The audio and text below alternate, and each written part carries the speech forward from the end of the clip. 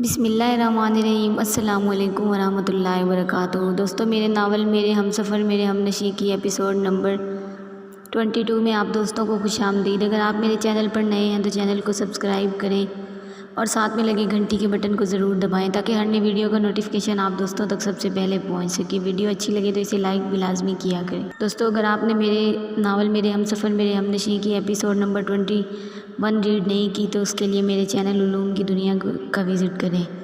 میں 3 سال سے ادھر ہوں، جب سے انہیں آتا دیکھتی ہوں۔ عموماً فرائیڈے کو آتے ہیں۔ بس ادھر سے جھانک کر اس نے دروازے کی طرف اشارہ کیا اور مجھ سے آپ کا حال پوچھ کر چلے جاتے ہیں۔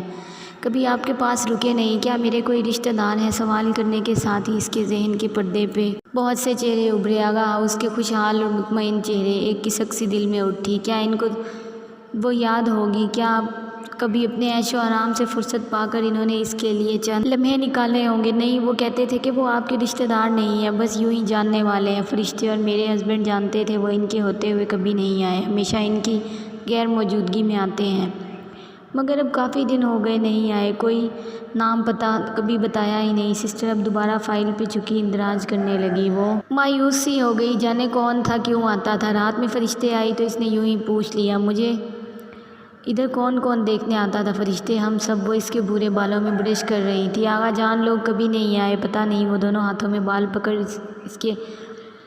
اس نے اوپر کیے اور پونی باندھی، پھر سیدھی لمبی پونی ٹیل کو احتیاط سے آہستہ سے اوپر سے نیچے برش کرنے لگی۔ کوئی تو آیا ہوگا، میں ان لوگوں کے بارے میں بات چیت نہیں کرنا چاہتی محمل، پلیز مجھے دکھ مت دو۔ اس کے انداز میں منت بھرا احتجاج تھا۔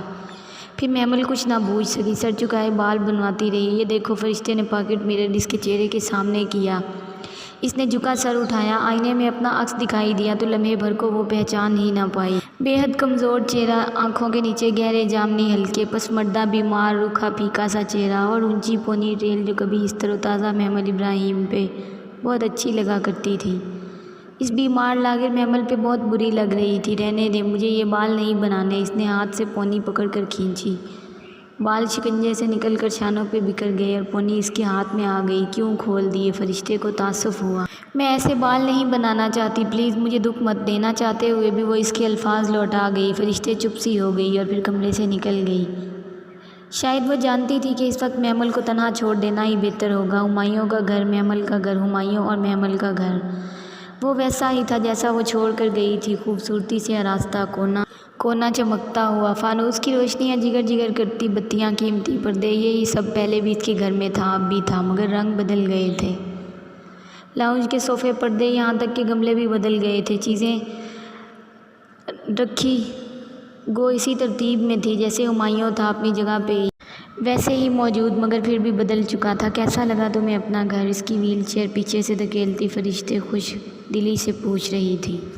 وہ گمسم خالی آنکھوں سے در و دیوار کو دیکھ رہی تھی۔ 7 سال پہلے وہ اس کا گھر تھا، اب شاید وہ صرف ہمایوں کا تھا۔ ڈاکٹرز نے اس کا مزید اسپتال میں رہنا بے فائدہ کہہ کر اسے گھر شفٹ کر دیا تھا۔ اس کی بیماری وہی تھی، دایاں ہاتھ ٹھیک، بایاں بازو اور ہاتھ سست اور نچلا دھڑ مکمل طور پر مفلوج۔ وہ کہتے تھے کہ اچانک بھی ٹھیک ہو سکتی ہے اور ساری عمر بھی اسی طرح رہ سکتی ہے، بس آپ دعا کریں۔ وہ کیا کہتی ہے؟ آپ کو لگتا ہے کہ ہم دعا نہیں کرتے، مگر ایسی باتیں کہیں کہاں جاتی ہیں۔ فرشتے اسے لاؤنج کے ساتھ بنے کمرے کی طرف لے گئی۔ وہ اس کے مطابق سیٹ کروا دیا تھا، مگر میرا کمرہ تو اوپر تھا۔ فرشتے محمل سیڑھیاں چڑھنا اس ویل چیئر کے ساتھ اس نے بات ادھوری چھوڑ دی۔ اس نے سمجھ کر سر ہلا دیا اور ہمایوں کا سامان، کچھ دیر چیزوں کا جائزہ لیتے ہوئے وہ پوچھ بیٹھی، ان کا سامان کدھر ہے؟ ہمایوں تو میں نے اس سے کہا تھا، مگر آئی تھنک وہ اپنے کمرے میں زیادہ کمفرٹیبل ہے، تو وہ یہاں نہیں آئیں گے۔ محمل ششدر رہ گئی۔ کوئی بات نہیں محمل، وہ اسی گھر میں رہتا ہے، کسی بھی وقت آ جا سکتا ہے۔ فرشتے خواہ مخواہ شرمندہ ہو رہی تھی۔ نہیں فرشتے، تم ان سے کہہ دو مجھے یوں اکیلا نہ کریں۔ اس نے بے اختیار فرشتے کے ہاتھ پکڑ لیے۔ اس کے ہوش میں آنے کے بعد وہ صرف ایک بار اس سے ملنے آیا تھا، پھر کبھی نہیں آیا۔ محمل پلیز، میرے لیے تم دونوں بہت عزیز ہو۔ وہ کزن ہے اور تم محمل بہن، اس لیے میں نہیں چاہتی کہ میری کسی بات میں تم ہرٹ ہو، پلیز۔ مجھے اچھا نہیں لگتا میں تم دونوں کے پرسنلز میں دخل دوں، مجھے اس کا کوئی حق نہیں ہے۔ اس نے بہت نرمی سے اسے سمجھایا۔ وہ اس کے ہاتھ تھامے گھٹنوں کے بل اس کے سامنے بیٹھی تھی۔ محمل لاجواب سی ہو گئی۔ اور تیمور، اس کا کمرہ کدھر ہے؟ بے اختیار سے یاد آیا۔ لاؤنج کے اس طرف والا کمرہ۔ ہمایوں اسے اپنے ساتھ نہیں سلاتے، وہ اتنا چھوٹا ہے، وہ اکیلا کیسے سو سکتا ہے؟ اس کا دل تڑپ کر رہ گیا۔ جن بچوں سے ان کے ماں باپ دونوں چھن جائیں وہ عادی ہو جاتے ہیں محمل۔ اگر وہ مجھے پسند کرتا ہوتا تو میں اسے ساتھ سلاتی، مگر وہ مجھے پسند نہیں کرتا۔ کیوں؟ وہ بنا سوچے بول اٹھی۔ جواباً فرشتے اداسی سے مسکرائی۔ وہ تمہیں بھی پسند نہیں کرتا، کیا اس میں تمہارا قصور ہے؟ محمل کا سر آہستہ سے نفی میں ہل گیا۔ سو اس میں میرا کوئی قصور نہیں ہے۔ اگر وہ مجھے پسند نہیں کرتا، تم بیٹھو، میں کچھ کھانے کے لیے لاتی ہوں، اب تم نارمل فوڈ لے سکتی ہو۔ میں نے ڈاکٹر سے بات کر لی تھی۔ وہ جانے کے لیے کھڑی ہوئی تو محمل بے اختیار کیا اٹھی۔ آپ بہت اچھی ہیں فرشتے، میں کبھی آپ کی اس کیئر کا بدلہ نہیں دے سکتی۔ میں نے بدلہ کب مانگا ہے؟ وہ نرمی سے اس کا گال تھپتھپا کر باہر نکل گئی۔ دن پسماردگی سے گزرنے لگے۔ وہ سارا دن کمرے میں پڑی رہتی یا فرشتے کے زبردستی مجبور کرنے پہ باہر لان میں آتی اور وہاں بھی گمسم ہی رہتی۔ فرشتے ہی کوئی نہ کوئی بات کر کے ذہن بٹا رہی ہوتی، اور یہ باتیں عموماً فرشتے اس سے نہیں کرتی تھی، بلکہ اس کی ویل چیئر دھکیلتے ہوئے کبھی کیری میں گوڈی کرتے مالی سے مخاطب ہوتی تو کبھی برآمدے کا فرش دھوتی ملازمہ سے۔ فرشتے اب اتنا نہیں بولتی تھی جتنا پہلے بولتی تھی۔ اس کا انداز پہلے سے زیادہ سنجیدہ ہو گیا تھا، اور یہ وقت کا اثر تھا، وہ اثر جو نہ چاہتے ہوئے بھی وقت ہر انسان پہ چھوڑ ہی جاتا ہے۔ فرشتے نے گھر کو اچھی سے سنبھالا ہوا تھا، گو کہ ہر کام کے لیے جز وقتی ملازمائیں رکھی ہوئی تھی، مگر تمام انتظام اس کے ہاتھ میں تھا۔ اس کے باوجود وہ نہ کسی پہ حکم چلاتی تھی، نہ اس گھر کی پرائیویسی میں دخل دیتی تھی۔ محمل ملازموں سے بات کرنے کے علاوہ زیادہ کلام بھی نہ کرتی تھی، وہ بھی شدید ضرورتاً، اور تیمور تو ویسے بھی ہر شے سے چڑھا ہوا لڑکا تھا، سو وہ اسے مخاطب نہیں کرتی تھی۔ کبھی جو کر لیتی تو تیمور اس بدتمیزی سے پیش آتا کہ المان۔ محمل نے نوٹ کیا تھا کہ تھوڑی بدتمیزی کرنے کے بعد تیمور چیخنے چلانے پہ آ جاتا، اور اگر مزید کچھ کہا جائے تو چیزیں اٹھا کر توڑ پھوڑ کرنے سے بھی گریز نہ کرتا تھا۔ فرشتے بہت محتاط طریقے سے اس گھر میں رہ رہی تھی، جیسے اس کے ذہن میں تھا اسے جلد ہی یہاں سے چلے جانا ہے۔ ملازمہ بلقیس نے اسے بتایا تھا کہ فرشتے اپنے پیسوں سے ماہانہ راشن کی چیزیں لے آتی ہے، خصوصاً چکن اور گوشت وہ ہمیشہ خود ہی خریدتی تھی۔ جب ہمایوں کو پتہ چلا اور اس نے فرشتے کو روکنا چاہا تو فرشتے نے صاف کہہ دیا کہ اگر اس نے اسے روکا تو وہ واپس اسکاٹ لینڈ چلی جائے گی۔ نتیجتاً ہمایوں کو خاموش ہونا پڑا۔ صاف ظاہر تھا وہ ان پر بوجھ بننا نہیں چاہتی تھی، اور شاید اس کے ذہن میں ہو کہ کہیں کوئی اسے مفت خوار نہ سمجھ لے۔ اپنی عزت نفس اور وقار کو اس نے ہمیشہ قائم رکھا تھا۔ محمل خود کو اس کا زیر بار سمجھنے لگی۔ ہمایوں سے اس کی ملاقات نہ ہونے کے برابر ہوتی تھی۔ وہ کبھی دوپہر میں گھر آتا تو کبھی رات کو۔ کھانا وہ اپنے کمرے میں کھاتا اور پھر وہیں رہتا۔ اکثر بہت رات گئے گھر واپس آتا۔ وہ انتظار میں لاؤنج میں ویل چیئر پہ بیٹھی ہوتی۔ وہ آتا، سرسری سا حال پوچھتا اور سیڑھیاں چڑھ جاتا، اور وہ اس کی پشت کو نم آنکھوں سے دیکھتی رہ جاتی۔ تیمور دوپہر میں اسکول سے آتا تھا۔ وہ کھانا ڈائننگ ٹیبل پہ اکیلے کھاتا تھا۔ اگر محمل کو ادھر بیٹھے دیکھتا تو فوراً واپس چلا جاتا۔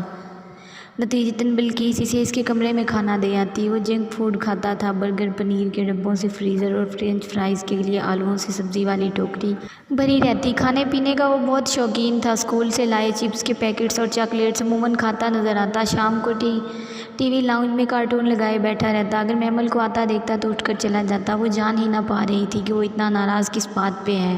آخر اس نے کیا ہی کیا ہے؟ اس گھر کے تینوں مکین اجنبیوں کی طرح رہ رہے تھے، اور اب وہ چوتھی اجنبی ان کی اجنبیت بٹانے آ گئی تھی۔ فرشتے شام میں مدرسے سے آ جاتی۔ وہ غالباً اب شام میں کلاسز لے رہی تھی۔ محمل نے ایک بار پوچھا تو وہ اداسی سے مسکرا دی تھی۔ صبح کی کلاسز لینا اسپتال کی وجہ سے ممکن نہ تھا، مختصراً بتا کر وہ حجاب سے ہی کرتی باہر نکل گئی۔ وہ محمل کا بہت خیال رکھتی تھی، اس کی دوا، مساج، مفلوجہ ساگی اعضاء کی ایکسرسائز، فزیو تھراپسٹ کے ساتھ اس پہ محنت کرنا، پھر غذا کا خیال۔ وہ ان تک لگی رہتی بلا کسی اجر کی تمنا کیے یا احسان جتائے۔ اس شام بھی فرشتے مدرسے گئی ہوئی تھی جب سیاہ بادل آسمان پہ چھانے لگے۔ ہمایوں تو کبھی بھی شام میں گھر نہیں ہوتا تھا۔ تیمور جانے کہاں تھا؟ وہ اپنے کمرے سے باہر کا منظر دیکھ رہی تھی۔ دیکھتے ہی دیکھتے دن میں رات کا سماں بن گیا۔ بادل زور سے گرجنے لگے، موٹی موٹی بوندیں ٹپ ٹپ گرنے لگی۔ بجلی کڑکتی تو ایک لمحے کو خوفناک سی روشنی بکھر جاتی۔ اسے بارش سے پہلے کبھی نہیں ڈر لگا، مگر آج لگ رہا تھا۔ ہمایوں نہیں تھا، فرشتے بھی نہیں تھی۔ اسے لگا وہ اکیلی ہے، تنہا ہے۔ بجلی بار بار کڑک رہی تھی، ساتھ ہی اس کی دھڑکن بھی تیز ہو رہی تھی۔ بے اختیار اسے پسینہ آنے لگا۔ کیا کرے، کسے بلائے؟ وہ تیزی سے دونوں ہاتھوں سے ویل چیئر چلاتی لاؤنج میں آئی۔ فون ایک طرف تپائی پہ دھرا تھا، اس کے ساتھ ہی ایک چٹ بھی تھی جس پر ہمایوں اور فرشتے کا نمبر لکھے تھے۔ وہ غالباً تیمور کے لیے لکھے گئے تھے۔ اس نے کپ کپاتے ہاتھوں سے ریسیور اٹھایا اور فرشتے کا نمبر ڈائل کیا، پھر ریسیور کان کے ساتھ لگایا۔ گھنٹی جا رہی تھی مگر وہ اٹھا نہ رہی تھی، غالباً کلاس میں تھی۔ اس نے مایوسی سے فون رکھ دیا۔ اس کی نگاہ دوبارہ چٹ پر پڑی۔ کچھ سوچ کر اس نے دھڑکتے دل کے ساتھ ریسیور دوبارہ اٹھایا۔ نمبر ڈائل کرتے ہوئے اس کی انگلیاں لرز رہی تھی۔ تیسری گھنٹی پر ہمایوں نے ہیلو کہا تھا۔ ہیلو ہمایوں، وہ مشکل بول پائی تھی۔ کون میں محمل؟ دوسری جانب ایک لمحے کو سناٹا چھا گیا۔ ہاں بولو، مصروف سرد مہر سی آواز ابھری۔ آپ کدھر ہیں؟ پرابلم کیا ہے؟ قدرے بیزاری وہ باہر سٹورم آ رہا ہے، مجھے ڈر لگ رہا ہے، پلیز آپ گھر آ جائیں۔ اس کا گلا رن گیا، آنکھیں ڈبڈبا گئیں۔ اوہ میں میٹنگ میں بیٹھا ہوں، ابھی کہاں سے آ جاؤں؟ مجھے نہیں پتہ، پلیز آ جائیں جیسے بھی ہو۔ باہر طوفان کا شور بڑھ رہا تھا، ساتھ ہی اس کے آنسوؤں میں شدت آ گئی تھی۔ میں نہیں آ سکتا، فرشتے یا کسی ملازمہ کو بلا لو، وہ چلایا تھا۔ فرشتے گھر پہ نہیں ہیں، آپ آ جائیں۔ ہمایوں پلیز۔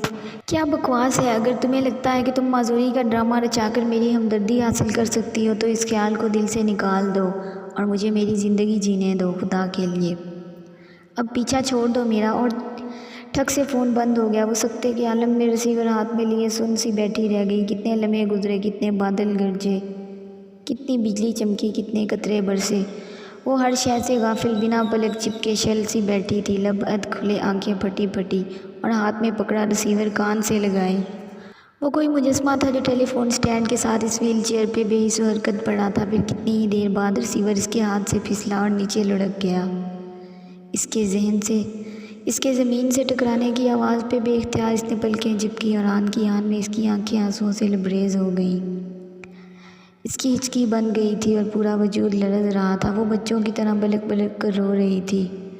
ہمایوں نے اسے وہ سب کہا تھا، اتنے غصے اور بیزاری سے جیسے وہ اسے اکتا چکا تھا۔ ہاں وہ مرد تھا، وجیہہ، شاندار سا مرد، کب تک ایک کونے میں بے ہوش پڑی نیم مردہ بیوی کی پٹی سے لگا رہتا۔ اس کو اب محمل کی ضرورت نہ تھی، شاید وہ اب اس سے شادی کرنے پہ پچھتا رہا تھا، اپنی وقتی جذباتیت پہ پچھتا رہا تھا۔ دفتن آڑ پہ اس نے آنکھیں کھولیں۔ تیمور سامنے صوفے کے اس طرف کھڑا اسے دیکھ رہا تھا، چپتی خاموش نگاہیں جن میں عجیب سا تنفر تھا۔ تیمور، اس کی زخمی ممتا بلبلائی، ادھر میرے پاس آؤ بیٹا۔ اس نے دونوں ہاتھ پھیلائے، شاید وہ اس کے گلے سے لگ جائے، شاید کہ ہمایوں کے رویے کی تپش کچھ کم بڑھ جائے۔ آئی ہیٹ یو، وہ تڑک کر بولا اور اسے دیکھتے ہوئے 2 قدم پیچھے ہٹا۔ ہمایوں کے الفاظ کیا کم تھے جو اوپر سے 7 سالہ لڑکے کا انداز، اس کی روح تک چھلنی ہو گئی۔ میں نے کیا کہا ہے تیمور؟ میں نے کیا کیا ہے؟ تم ایسے کیوں کر رہے ہو میرے ساتھ؟ کیوں ناراض ہو مجھ سے؟ You left me then I need you, آپ نے مجھے اس وقت چھوڑا جب مجھے آپ کی ضرورت تھی۔ وہ زور سے چیخا تھا، I hate you for every thing, اور مڑ کر بھاگتا ہوا اپنے کمرے میں چلا گیا۔ لمحے بھر بعد اس نے تیمور کے کمرے کا دروازہ زور سے بند ہوتے سنا۔ کیا تمہیں چھوڑنے میں میرا اپنا اختیار تھا تیمور؟ تم اتنی سی بات پہ مجھ سے ناراض نہیں ہو سکتے۔ شاید تمہارے باپ نے تمہیں مجھ سے بدظن کیا ہے، وہ دکھی دل سے سوچتی واپس کمرے تک آئی تھی۔ اس کے رپل بیڈ کی سائڈ ٹیبل پہ سیاہ کور والا قرآن رکھا تھا۔ اس نے آہستہ آہستہ سے اٹھایا اور دونوں ہاتھوں میں تھامے اپنے سامنے کیا۔ سیاہ کور پہ مدھم سا میٹھا میٹھا سا میم لکھا تھا، جانے اس نے کیوں اور کب ادھر لکھا تھا، وہ کوشش کے باوجود نہ یاد کر پائی۔ پھر سر جھٹک کر اسے وہاں سے کھولا جہاں سے فجر کے بعد تلاوت چھوڑی تھی۔ اس نے وہ آیت دیکھی جہاں ایک بک مارک لگا تھا، پھر تعوذ تسمیہ پڑھا اور اگلی آیت سے پڑھنا شروع کیا۔ ہم جانتے ہیں کہ تمہیں ان کی بات غمگین کرتی ہے۔ اس نے بے یقینی سے اس آیت کو دیکھا۔ ہم جانتے ہیں کہ تمہیں ان کی بات غمگین کرتی ہے، بس بے شک وہ تمہیں نہیں جھٹلاتے، بلکہ وہ ظالم تو اللہ کی نشانیوں کا انکار کرتے ہیں۔ اس نے پھر سے پڑھا اور پھر سے دم بخود سی ہو کر ایک ایک حرف کو انگلی سے چھونے لگی۔ کیا وہ واقعی ادھر لکھا تھا؟ اوہ اللہ تعالیٰ، اس کے آنسو پھر سے گرنے لگے تھے۔ آپ کو ہمیشہ سے پتہ چل جاتا ہے، میں کبھی بھی آپ سے کچھ نہیں چھپا سکتی۔ وہ بری طرح رو رہی تھی۔ اب کی بار یہ دکھ کے آنسو نہ تھے بلکہ خوشی کے تھے، سکون کے تھے، رضا تھے۔ اگر آپ مجھ سے یوں ہی بات کرتے رہے تو آپ مجھے جس حال میں بھی رکھیں، میں راضی ہوں، میں راضی۔ اس نے چہرہ اٹھایا اور ہتھیلی کی پشت سے آنسو صاف کیے۔ اب اسے رونا نہیں تھا، اب اسے صبر کرنا تھا۔ طائف کے پتھر دراصل اب لگنے شروع ہوئے تھے۔ صبر اور شکر، اس نے ان 2 سہاروں کو بالآخر تھام ہی لیا تھا۔ شام بہت سہانی سی اتری تھی۔ کالونی کی صاف سڑک کے اطراف سب درختوں کے تر و تازہ پتوں کی مہک ٹھنڈی ہوا سے بکھری تھی۔ بلقیس اس کی ویل چیئر دھکیلتی سڑک کے کنارے آگے بڑھ رہی تھی۔ وہ ساتھ ساتھ چھوٹی موٹی ادھر ادھر کی باتیں بھی کر رہی تھی، مگر محمل کا دھیان کہیں اور تھا۔ وہ گمسم سی دور افق کو دیکھ رہی تھی جہاں پرندوں کے غول اڑ رہے تھے۔ اس روز کے طوفان کے بعد موسم بہت ٹھنڈا ہو گیا تھا اور اس ٹھنڈی ہوا میں باہر نکلنا بہت اچھا لگ رہا تھا۔ بلقیس اس کی ویل چیئر دھکیلتی دور پارک تک لے آئی تھی۔ اس نے آگے ان کے سیکٹر کا مرکز تھا، وہاں بوتیکس، شاپس اور ریسٹورانٹ کی چہل پہل ہوتی، اور ایسی جگہوں پہ جاتے ہوئے اس کا دل گھبراتا تھا، سو اس نے بلقیس کو آگے جانے سے منع کر دیا۔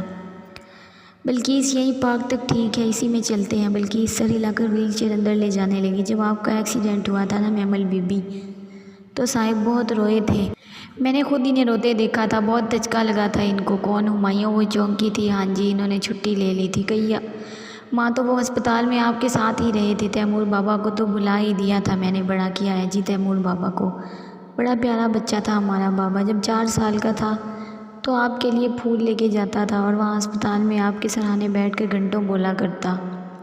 پھر اب کیا ہوا ہے اسے بلقیس؟ اس نے دکھ سے پوچھا تھا۔ بلقیس آہستہ آہستہ پارک کی پتھریلی روش پر ویل چیئر چلا رہی تھی۔ وہ گھاس پر بچے کھیل رہے تھے، ایک طرف ایک بچہ ماں کی انگلی پکڑے رو رہا تھا۔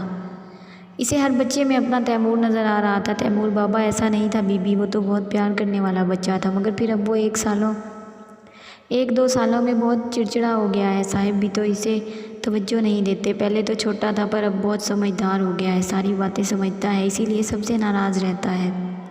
اور تمہارے صاحب وہ ایسا کیوں کرتے ہیں؟ پتہ نہیں بی بی، وہ شروع میں آپ کا بہت خیال رکھتے تھے، پھر آپ کے حادثے کے چھٹے برس ان کی پوسٹنگ کراچی ہو گئی، وہ 1.25 سال ادھر رہے، وہاں سے واپس آئے تو بہت بدل گئے تھے جی۔ اب تو 1.5 سال ہو گیا ہے جی ان کو واپس آئے ہوئے، مگر اب تو آپ کا یا تیمور بابا کا حال تک بھی نہیں پوچھتے۔ کراچی میں ایسا کیا ہوا جو بدل گئے؟ وہ کھوئی سی بولی تھی۔ معلوم نہیں بی بی، مگر وہ لمحے بھر کو ہچکچائی۔ ان کے کراچی جانے کے کوئی 2 ہفتے پہلے مجھے یاد ہے ادھر آپ کے گھر آپ کے کوئی رشتہ دار آئے تھے، ان سے بہت لڑائی ہوئی تھی صاحب کی۔ کون آیا تھا؟ اس نے وحشت زدہ سی ہو کر گردن گھمائی، بلکہ اس کے چہرے پر تذبذب کے آثار تھے۔ اصل میں بی بی آپ کے رشتہ دار کبھی آئے ہی نہیں، تو وہ جو بس ایک ہی دفعہ آئے تھے تو مجھے یاد رہ گیا۔ آپ کے تایا کے بیٹے تھے کوئی فواد۔ اس کا دل زور سے دھڑکا تھا۔ نام وام تو نہیں معلوم، مگر صاحب نے ان سے بہت لڑائی کی تھی، دونوں بہت دیر تک اونچا لڑتے رہے تھے۔ مگر کیا ہوا تھا؟ جھگڑا کیوں ہوا ان کا؟ وہ مضطرب اور بے چین سی ہو گئی۔ میں کچن میں تھی بی بی، کچھ سمجھ میں تو نہیں آیا کہ وہ کیوں لڑ رہے تھے، مگر شاید کوئی کچہری وغیرہ کا معاملہ تھا، اور دونوں آپ کا نام بار لیتے تھے۔ پھر صاحب نے فرشتے بی بی کو بھی ادھر بلوایا، وہ پتہ نہیں کچھ بولے یا نہیں، ان کی آواز ہی نہیں آئی مجھے۔ پھر وہ آپ کے تایا زاد چلے گئے، اور صاحب دیر تک فرشتے بی بی پر غصہ ہوتے رہے۔ وہ رو رہی تھی اور اپنا سامان پیک کر رہی تھی۔ میرے پوچھنے پہ انہوں نے بتایا کہ وہ جا رہی ہیں۔ میں نے پوچھا کہ کدھر، تو بولی پتہ نہیں، اور روتی جا رہی تھی۔ پھر اگلے دن رشید نے بتایا کہ صاحب اپنا ٹرانسفر کراچی کروا رہے ہیں۔ پھر صاحب چلے گئے اور فرشتے بی بی رک گئی۔ وہ دم سادے ساری تفصیلات سن رہی تھی، اس کے پیچھے کیا کیا ہوتا رہا اسے خبر ہی نہیں ہو سکی۔ کیا فواد نے ہمایوں کو اس کے خلاف بہکایا تھا، اور فرشتے کو اس نے ایسی کیا بات کہی کہ وہ روئی تھی؟ جاری ہے دوستوں، اگر آپ کو ویڈیو اچھی لگے تو اسے لائک اور اپنے دوستوں کے ساتھ شیئر ضرور کیجیے گا۔ شکریہ، اپنا خیال رکھیں، دعا میں یاد رکھیں، اللہ حافظ۔